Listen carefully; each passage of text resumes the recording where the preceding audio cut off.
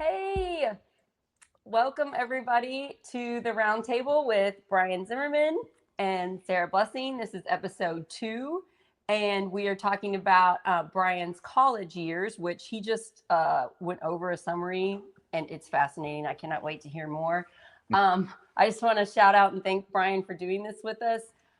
It is now the most popular show on Project Next. So thank you. You're welcome. You being open and honest and vulnerable with your intense life, I think is going to help a lot of people. And the fact that it is the most watched show on Project Next helps show we do need this type of stuff.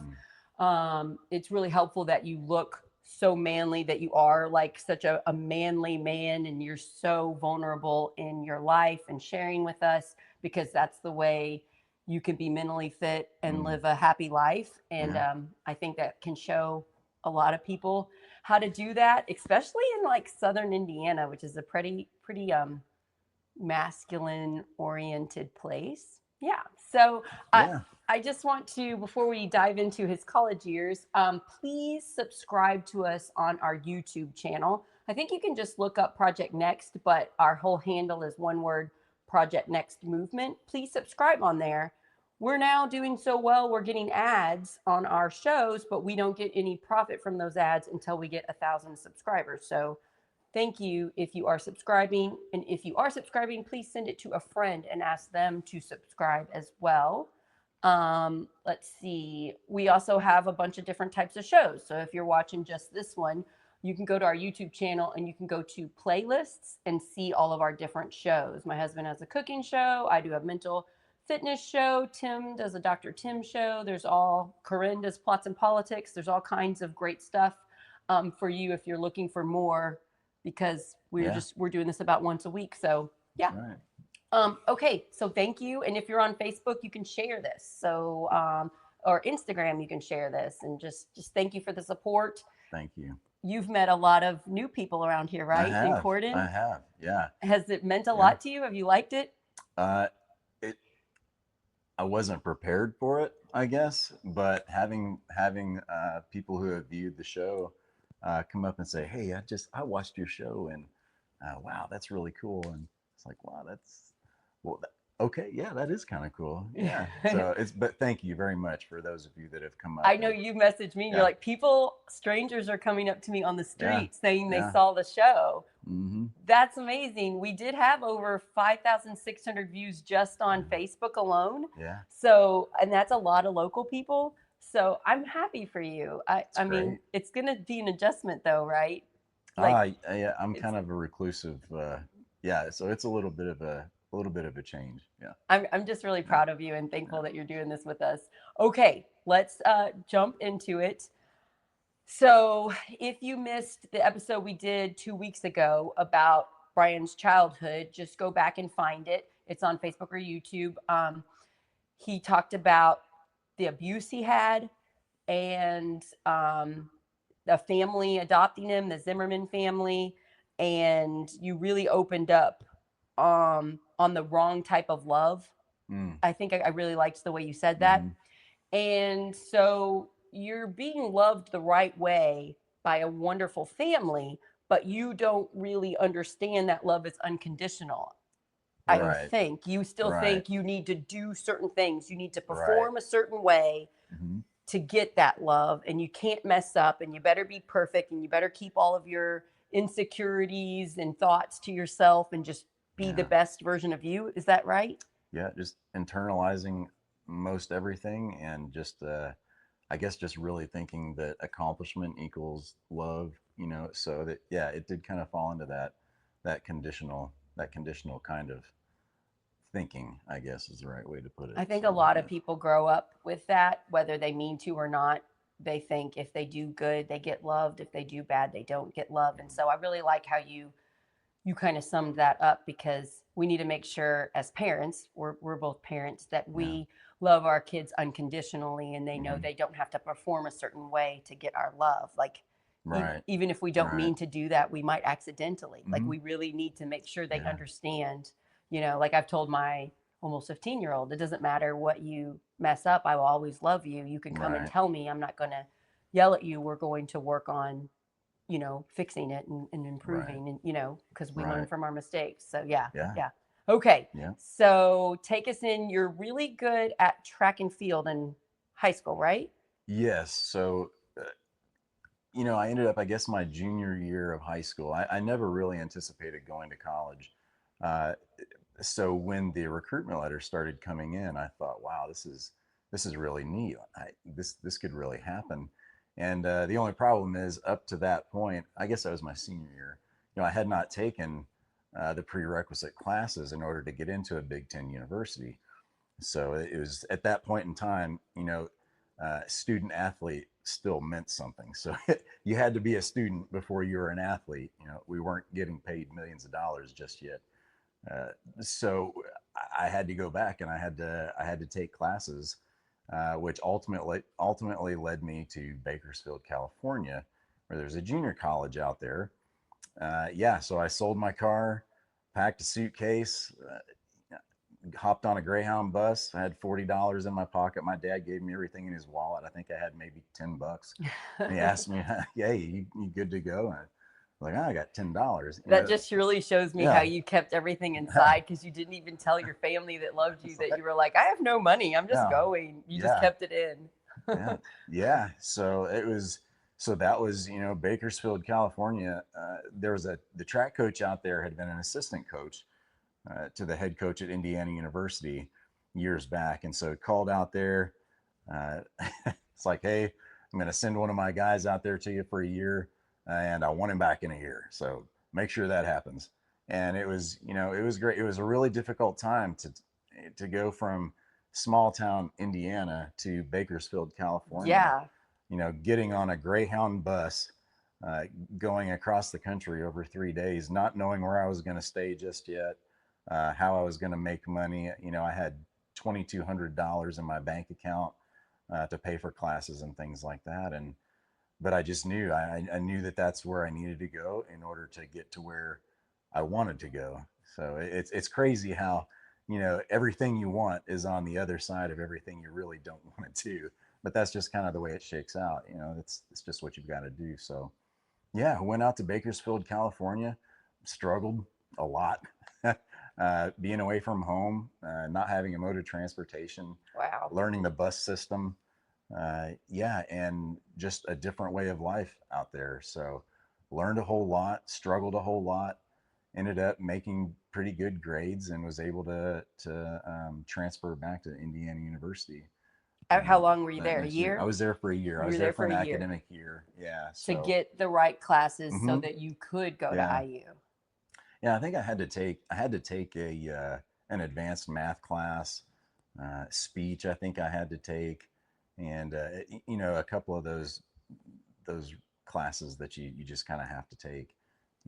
So Did you figure out how to study there better? I would say that I thought that I knew how to study. Uh, it academics really, it wasn't easy for me, but I worked hard, and I think I knew how to study. I thought that I knew how to study You until I did it got to enough Indiana. to get to do Yeah, well yeah, with those classes. right, Yeah. right. I think that happens No, to a lot of kids when they get out of high school. If their high school was easier, or they didn't take honors classes, and then they go to a yeah, college oh and the yeah, college is much harder. It's hard for hmm, a lot of kids. yeah, So yeah. yeah, I would assume your story is not unique in No, that way with academics. no, Yeah, but probably the not. thing that shows to me is you made it so much harder on yourself because you didn't know how to be vulnerable. You didn't know how to ask for help. So Yeah, I would that was, imagine, looking back, you're like, why didn't I just ask for yeah, help, or ask for help studying, or ask my teacher, how would I study yeah. for this? Or, It was different. I remember specifically one time. The head coach that was out there, Bob Covey. Bob, if you're out there, thank you so much for everything you did for me. Uh, but I specifically remember having to call him and say, I don't have anything to eat but rice and maple syrup. That's what I've been eating for the last week. And it was fine. I had food. A lot of people didn't even have food, and so he helped get me a job, and helped, the financial pieces for junior college, as far as donators and things like that at the time. you know, those rules didn't apply to junior college. So they were able to have, he was able to find sponsors to help me out and, you know, throw the money my way that I needed really to just to survive, you know, and not to mention, of course, mom and dad, you know, they were helping me every way possible that they could. So I had a lot of people pulling for me, but for me to actually step outside and say, I I need help. That was really, that was a tough pill to swallow. It was really I difficult. think there are a lot of people today listening that are at that same point. Like, we haven't been taught how to ask for help. Hmm. We think Yeah, yeah, asking for help is a weakness, but actually it's a strength. absolutely. Yeah, So, you realizing that now, you asking for help now as a 47-year-old, right, yeah, yeah. is a very big strength that not everybody gets to. It really is. And being able to step outside your own pride and Oh, swallow yeah. that, you know, and say, hey, I need some help with this, you know, and it, you know, it could be, hey, I need some money to eat, you know, I'm this starving student athlete, or it could be, hey, can you help me with this math problem, or hey, can you show me how to drive? It could be anything, but people, myself included, are so stuck in this rut of, I can figure it out myself, and that is such a pride I think thing, it's you more of know. a man thing too, maybe. Me, my own thing, I always have asked for help. So Mm, so I've been able to get, like, in college, I needed so much math help. I had to have mm, so many people help me with math. I do not like math. yeah, And yeah, yeah. so I wouldn't have been able to get through. I went to Bloomington one year and then IUS. I wouldn't have been Hmm. able to get through it if I hadn't asked for help. Yeah, Yeah. and So I think men in particular, it is society. My opinions only. This is not, you know, uh, men are expected to be able to just suck it up and figure it out. That's what you're supposed to do. So it is. I believe it's more difficult for men to say, "Hey, can you show me how to do this?" and You I know. don't want my sons to grow up like that. So I'm hoping that we are breaking that cycle. Hmm. Hopefully, everybody knows asking for help is actually brave and strong, It's healthy. and it's healthy. Yeah. And that's how we grow as a community, to be like, hey, I don't know how to do this, or I don't understand the thing you just said. Can you Hmm. explain it? It's Yeah. hard because Hmm. actually being vulnerable is strong. It's just hard to get there. Yeah. Okay, so where are we at next? So Yeah. then you go to Bloomington? So yeah, so I ended up, I actually was supposed to be staying out in Bakersfield for 2 years, but I did really well and was able to transfer back to Bloomington that following fall. Yeah, basically, you know, I got there, and this is one of my dad's favorite stories. But you know, when I got there, I had to sit down and do this interview thing and fill out this application. And yes, athletes do get different applications than everybody else. That's it, you know, let's just be honest. It is what it is. And yeah, I filled that thing out, and she's looking over it, and she's just like, you know, I just really don't know. So that survival mechanism of just being able to talk my way into So the they were cracks and like, they're crevices that, sitting there trying to decide whether to let you in Bloomington or not, yeah, and you yeah, talked your way into it. yeah, You fought for yourself. yeah. I mean, I'm it glad you was did tough, that. but that's where I wanted to be, and I made a convincing argument. Followed shortly thereafter, that first semester of having a D plus average and going on academic probation, I proved that, hey, what do we do here? But yeah, so that first semester it wasn't because I didn't study. I actually studied really hard, but I think figuring out the process of, hey, you're accountable to be here and here and here and here and study for this and this and this. That was a lot. I had not been really exposed to that just yet, and not to mention that I struggled with academics. That was, and you know, the stress of being able to maintain that grade point average, you know, in order to be an athlete, something I didn't know, but Big Ten universities had the same academic requirements as Ivy League schools. So it was a struggle for me. I went to, you know, the training or the study tables, required study tables. I actually, the second semester, my freshman year at IU, joined a fraternity, and that helped my grades. I know this is going to sound crazy, but that actually helped my grades a Did lot. did they help you with like organization and structure and going to classes and stuff like that? They so the fraternity that I joined, Theta Chi, had required study tables for all of their pledges. So I had a required study table for 2 hours with them, and then I had a required study table with uh, the track team. So I was getting 4 hours of study, regardless of what I wanted to do. So it actually helped me out So quite a that bit. structure is That what was helping structure, you. of having that, and also to having guys that I could say, hey, did you have this class with this? What are they talking about? It kind of helped out a little I've bit. heard that sometimes fraternities and sororities can help you with classes because they've all been having They've the all same been through those classes, so they can classes. help. Yeah, Yeah. So that's nice. yeah, I'm glad that you got that structure. yeah. Okay, Hmm. so you start doing better. So the Yeah, first year is yeah. rough, or the first The first semester. year was difficult. The first semester was really difficult. Uh, the second semester it was difficult. It required a lot of my time, but it got better. I started to figure out the system, what worked for me, how to best study and that whole thing. So yeah, And then yeah. you were red. You call it red shirt year, Yes, where you yes. couldn't you That was my couldn't be red in shirt track and year. field for a year because you I came from another transferred. college, a Yeah, I was a transfer. transfer. Okay, yeah. And so they required you had to sit out a season. Did you So still practice? no, no, not really. I think I went and watched the track team a couple So you weren't times. really involved with them at No, all. You not. just were planning to the Yeah, next year. yeah, exactly. Okay. So you Yeah. get put on probation. So that first semester, after that first semester, I got put on academic probation, but I did really well the second semester, and it pulled my GPA up to where it had to be. So I just kind of rolled into, I really have so you much know, respect for you. You didn't know how to be vulnerable and open up because of the things that happened in your childhood, because of what you were led to believe. I mean, you really wouldn't have thought otherwise, yeah, but you still fought for yourself and you still just kept at it. It's like your drive and your heart and your brain just kept working, mm, even though you didn't really know the things you needed to survive. You yeah, just kept fighting for them. And if yeah, not, you wouldn't have got to IU. You wouldn't no, have gotten out of probation. So you should yeah, be proud of yeah, yourself. I'm yeah, proud of just being your friend, of hearing how hard you worked and fought for yourself yeah, to where you were, because wait till you hear how he does in college, you all. So I mean, he's very open to telling us the first few years were really hard.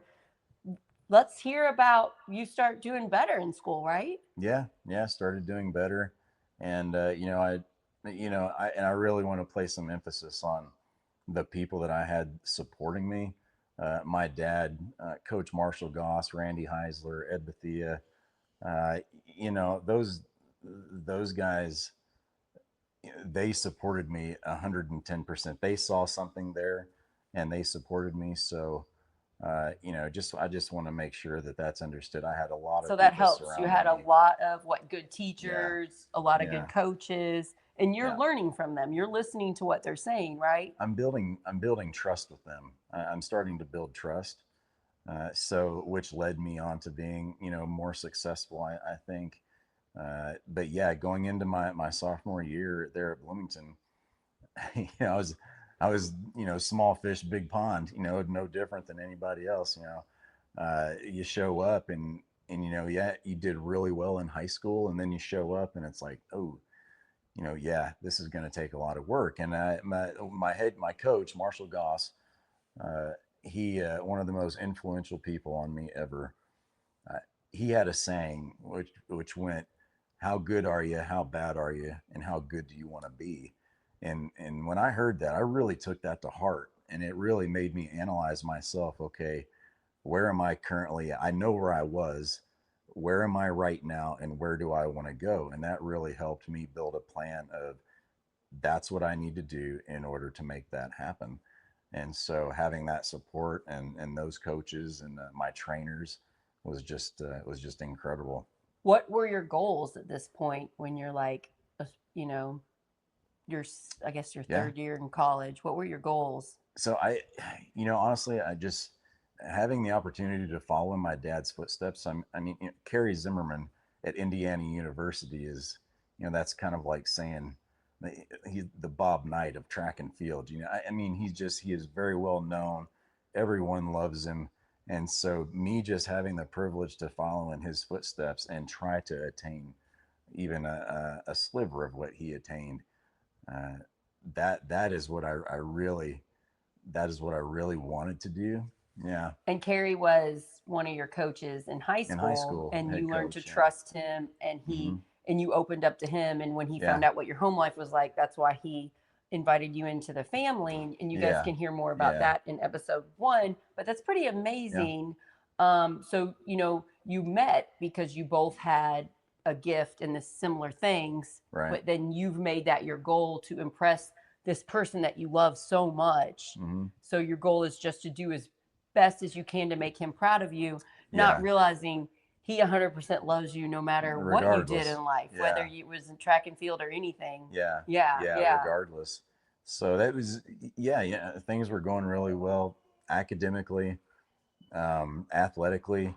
I had actually, things were starting to derail on the social side, I think.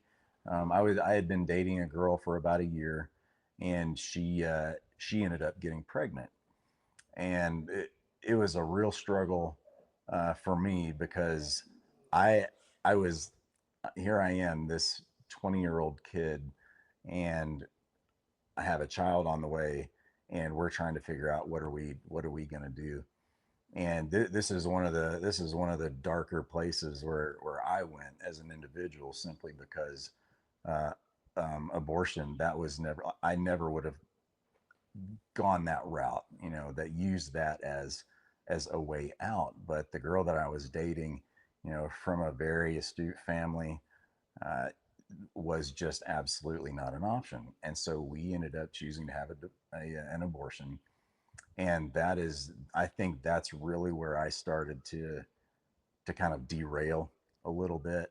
And kind of a side note, being in the military, particularly in special operations, I get the question from, mainly from men, what was it like, to take the first human life? And I have always lied about how I felt about taking the first human life, because what I didn't tell them was the first life that I chose to take was an unborn child's life.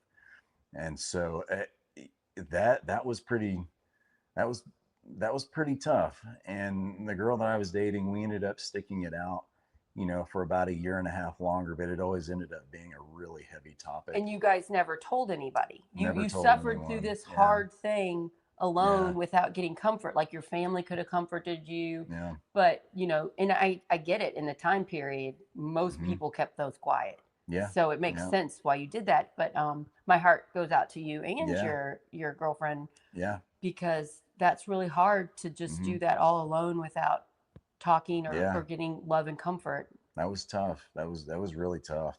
And I would say that that kind of sparked the more of the moral derailing, Hmm. I guess, for lack of a better word. But yeah, that really stuck with me. And even though I was, my into my junior year, where I was having even more success, maybe a medium fish in a big pond, and then finally when I got to my senior year, where I had the best academic, best athletic year of my life, I got all A's and B's, for the entire year, my senior. I've never done that, and I finally chose to do that, at Indiana University, Well, you figured and it out. figured it out. Yeah, Had good tons of job. people helping me, and then athletically, uh, you know, placing second in the Big Ten track and field meet in the decathlon, runner up to a future silver medalist 3 years later in Wow. decathlon, Paul Terrick, great friend of mine. So being able to stand on that podium, and accept that award from my father, uh, people got just a sliver of a glimpse of everything that went into me standing on that podium at that time. And people might think, hey, wow, you were able to do that, accomplish a dream, you should feel good about yourself. When in actuality, what had happened was, I wasn't accomplishing these things for me. I was doing it for the acceptance of other people, to prove to other people of my value, my worth here, that conditional love thing, Hmm. that I was so clouded by for such a long period of time. And that was great. but I still, I didn't make it to the NCAA track and field meet. They typically in a year they'll take the top 20 in each event to the NCAA track and field meet. Well, for whatever reason, they took the top 18 that year. Well, I was the 19th ranked Wow. decathlete in the country, so you know, I so okay, I graduated. I did really well in track and field. Now what? Now, what am I going to do now? And I think yeah, so many people today now of all different ages do what you were doing in college, where you yeah, set some goal, you want people to be proud of you, you want some blank people to be proud of you. And then if you can make it out of that and just be proud of yourself, mm-hmm, yeah, you're only compete against your former self mm-hmm. instead of competing against other people. If you can get to that place, it's really freeing. It it is, and those words make really great commercials for brands like Nike and Adidas and things like, just do it. Yeah, there is so much behind, just do it. If it was easy, everyone would do it. That's why there are so few um, quote unquote champions, when it comes to athletic events or ballet or musical concert. There can only be one best chair or one best basketball player, so it it's a lot easier said than done, especially, circling back, when people are doing it because that is what they want to do, they know who they are and why they're doing it. It's a healthy position to be in. But for someone like myself, and I don't think that I'm in the minority when it comes to this, Mm-mm. it is proving yourself to everyone else, your worth to everyone else. So it's tough. It was difficult for sure. I got to this place just a couple years ago. I'm 44, where I don't care what other people think. Mm, I only care what I think, but I mm-hmm. hold myself to pretty high standards. Yeah. So sometimes I'm too hard on myself. So I've Yeah. got to calm it down. But I'm driven to try to help make my community better. I Yeah. really want to help. I'm really worried about Indiana. Um, but just getting to that place where I don't care what other people think about me is very Mm, freeing. yeah. But I'm lucky because I don't have to work, so I don't have to be tied to a Sure. boss that is telling me what I can say and can't say. A lot of people Sure. are stuck with that, you Sure. know. Yeah. So I see that I'm really privileged in just the way that I get to live my life. And Yeah. you get to live Yeah. that life too. You get to be your own boss pretty much and do your own thing. Mm, People aren't controlling you now. But yeah. there are a lot of people listening that have work or whatever's going on in their life where they can't be, and Yeah. I see it, and I think you should fight for getting to be free. I think it's worth it. Yeah. You know. Yeah. Okay, Yeah. so after, where do we want to go from here? So you're doing well with grades. Yeah. Things are rough with your relationship. Yeah. So that relationship ended up ending about 5 months before we were supposed to get married. Wow. And And how that long were you all together? we had been together for about 3.5 years. So it was a long relationship. I would say it's The the longest you had longest, had. yeah, that I Yeah. had up to that point. And for the most part, it was generally a healthy relationship, I would say. But circling back to the choosing to not have the child, I think that really started to wear. I know it started to wear on us a lot because we were both so conflicting. She supported it 100%. I was beginning this downward spiral into depression because of it, and then so we broke up. But that was 2 months prior to the track season being over, so I had this focus. But then once that was over, and I have that time to just sit in it, Oh then yeah. it became a real You didn't have the problem. tools of No, talking to people, having no, friends, opening up. So you're just suffering in silence on your own and yeah, also trying to be the best athlete you possibly can be. That yeah. sounds hard. It I can was it understand was why. really difficult. So yeah, I graduated. Well, now what? This is I'm on the bubble of waiting to see if someone drops out of the decathlon for another event, maybe to where I could go. There was just this back and forth of what was going to happen. And throw on top of that the depression, the not not being in a healthy place, you know, yeah, it got tough. It got dark pretty quick. So If yeah. anybody is watching this now and they were relating to your former self where you Mm, couldn't open up, you weren't asking for help, you're suffering with this loss of a child and this relationship that didn't work out, hmm. what advice would you give to them? Like, what would be the first step to them breaking this cycle of depression and getting help? That's a really good question, and it's taken me a long time to get there, to figure that answer out. Uh, First of all, I think you need to understand that it is possible. It is possible to find help.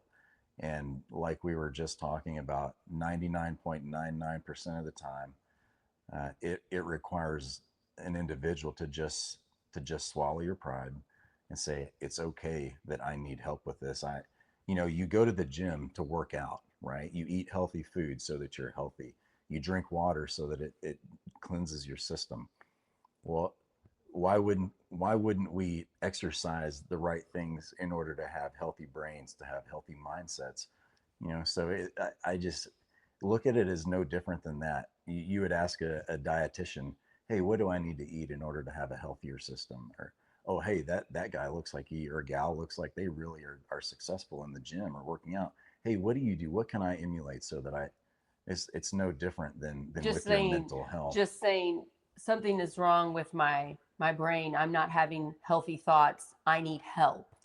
Or I would even say, not, because there's nothing wrong with depression. No. It happens. It's normal. Everyone goes through some form of depression. It happens, but being able to just ask and say, hey, I want to make this better. How can I correct this? You know, not you're not wrong. You're not. It's not bad. You know, it doesn't turn bad until you willingly choose not to say, hey, can you help me better this? So just literally take that first leap, like you're jumping out of a plane, Mm-hmm. and just say, I need help. Here's what's wrong. And then you Mm-hmm. just say what's wrong. Mm-hmm. And This is what I'm feeling. this Can is you how I'm help me feeling. Can you figure this help? out? Yeah, And that's the first step. And that's probably the hardest step I would because say you so. clung to it so tightly to Mm-hmm. not let anybody inside. You're Mm-hmm. so scared that people won't love you if they know that you're not perfect. Mm-hmm. But we all are not perfect and we're all suffering and it's all hard. Life is hard. So Mm-hmm. yeah. So good job for Mm-hmm. breaking that down. And Okay. it's okay that life is hard. Yeah. Life is not, there's this misnomer out there that we're supposed to have this easy, flawless life. And that's, Life is hard, even for that's not the people with case. even for me Yeah. where financially I'm okay. Life is still hard every day. Yeah. Every day's hard. Yeah. And then I think about the people that struggle financially. Their life is so much harder, and it just gives me a lot of empathy. Mm-hmm. Yeah, yeah. Yeah. Okay, so that's really good tips. So thanks. Yeah. So you had depression, you Yeah. graduated, you had a downward spiral. Let's Yeah. talk about what happens after graduation. Yeah. What Yeah. happens then? So after graduation, uh, again, I was working for the university, uh, you know, assisting with their grounds and maintenance and things like that. And Did you do that for money, for a yeah, scholarship? What yeah, would you, they they were paid you? paying me to do that, and I was also assisting with the track team, working out, but also helping coach Did a you little get a bit. scholarship to go Hmm. to I IU? did. I ended up getting a ride for track and field, and which helped me out financially, you know, a great deal. So, um, so graduating after that, and I started to go into that depression. Uh, I started this serial dating thing because I was just looking for, well, will someone care about You're me? How trying do to I? fill the void of So yeah, your depression, your loneliness, your lack of people just loving you for who you are. So you're trying to fill it with other things. I think we can all identify with that. yeah. So yeah, I ended up meeting this girl on the first oh, what was it called? Match.com, something. I One of the first ones. I had no idea what I was doing.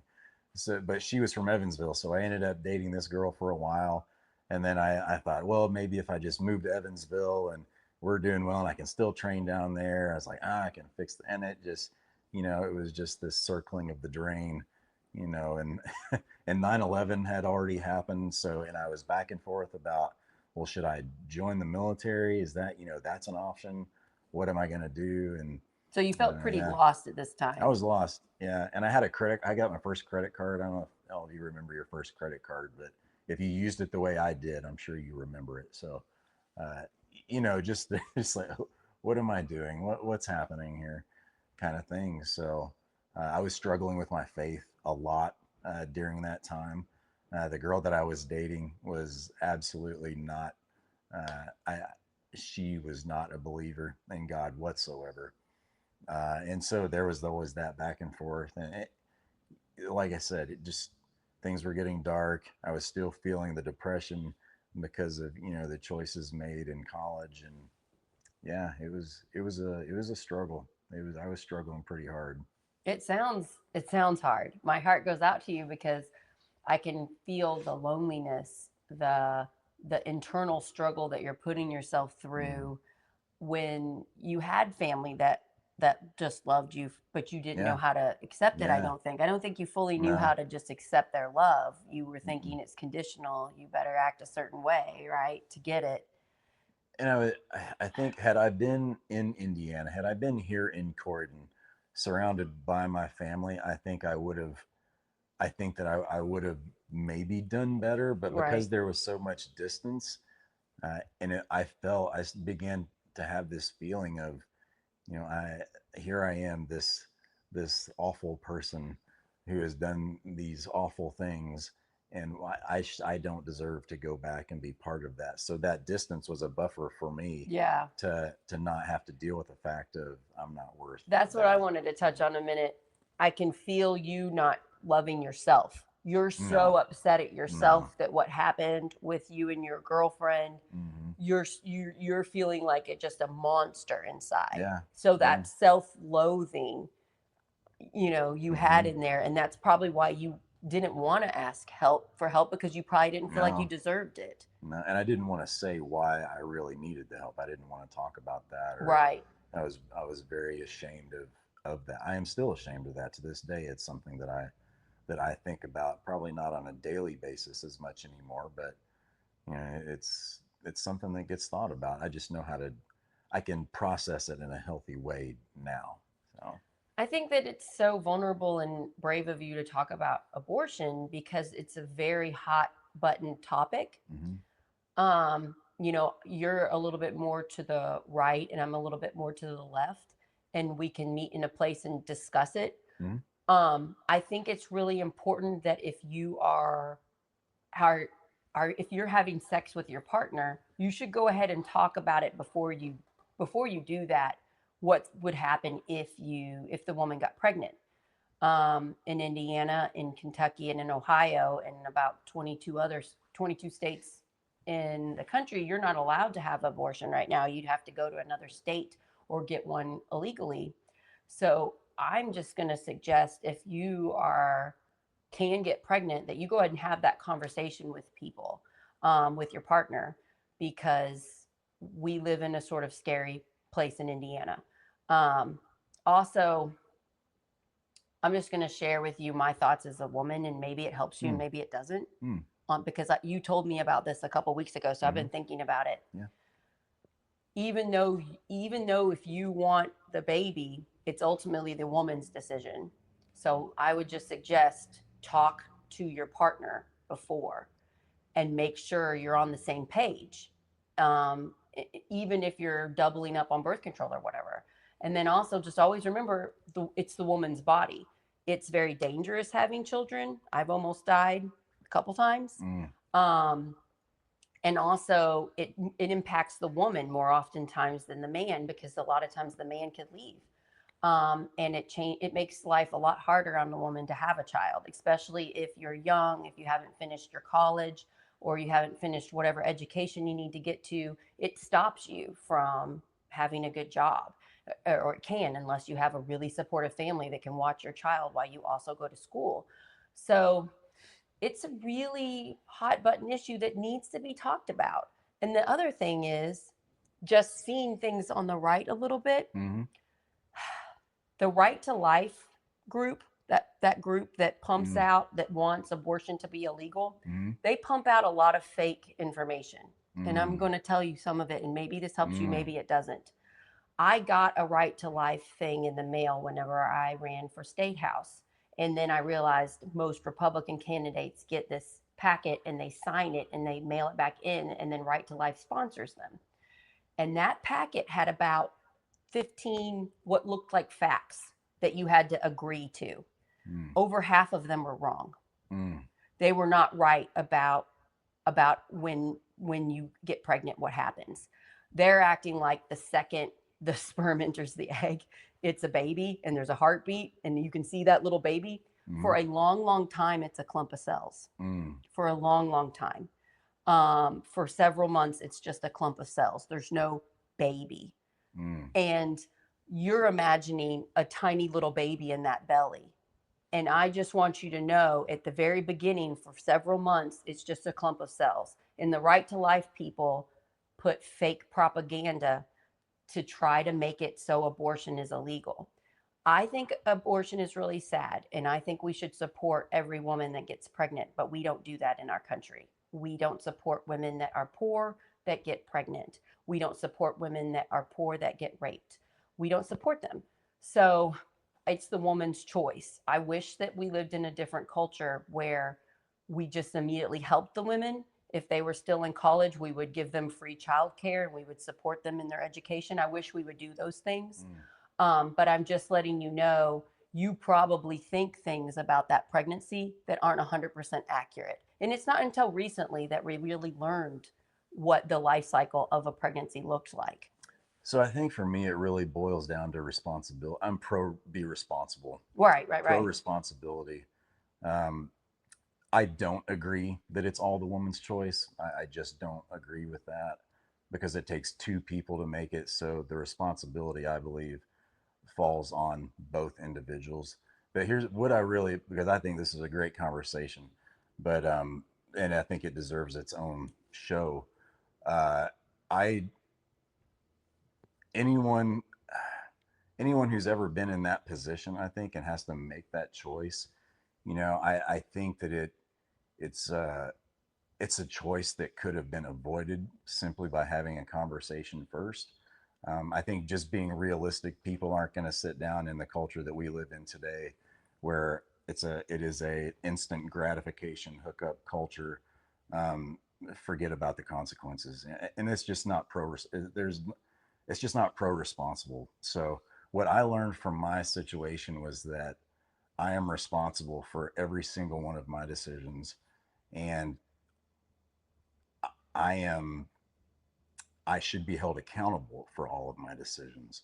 So I just really, um, it was an unfortunate situation for us, I think, and it really, looking at it now, I learned a lot, and it helped to get me to where I'm at right now.